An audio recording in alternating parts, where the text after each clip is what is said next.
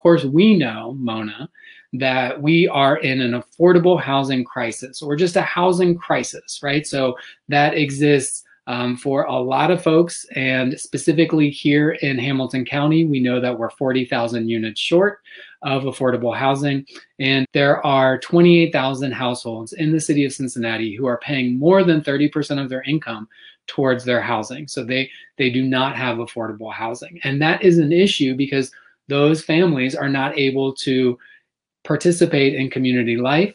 They are not able to invest for their future. They're not able to send their kids to the best colleges or even to college because they are rent burdened or are cost burdened in their homes. And then this also puts them on the precipice of the experience of homelessness. This housing crisis is hurting all of us, but it's especially hurting Black folks.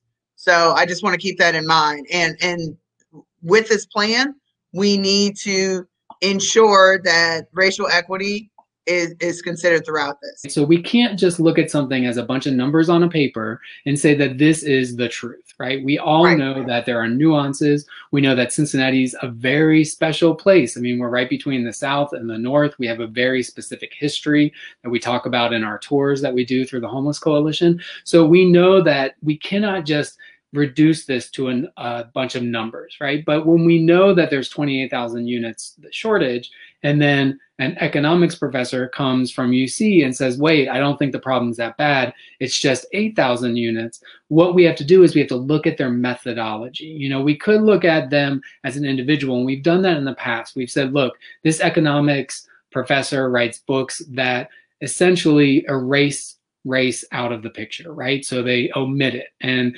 when we omit race and we omit anti-Black racism specifically, that is a function of white supremacy. So whether the person or the individual or the institution is like, hey, we're acting in white supremacy, it doesn't matter when they're omitting the impact of race and anti-Black racism from their study.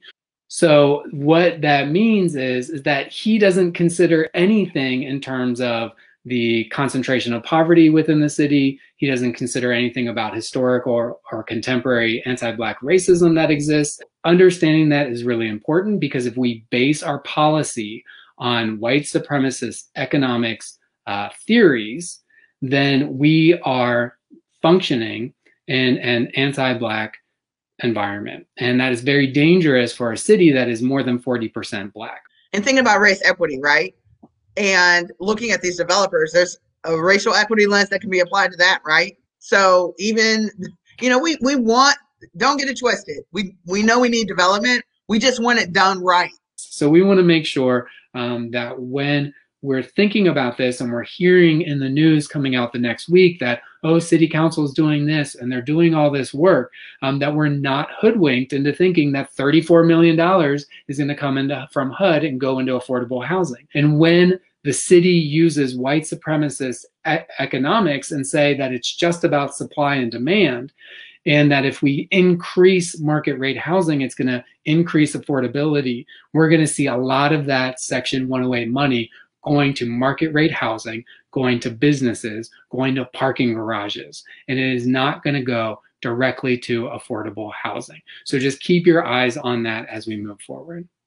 And that's why it's so key to pay attention to the fine print, right? Pay attention when the city's really saying, oh yeah, we're about affordable housing.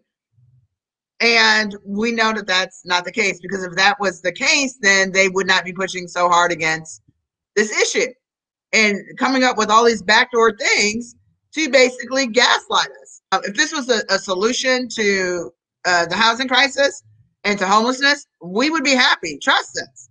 I say it all the time. I am working to get fired. I want this crisis to end.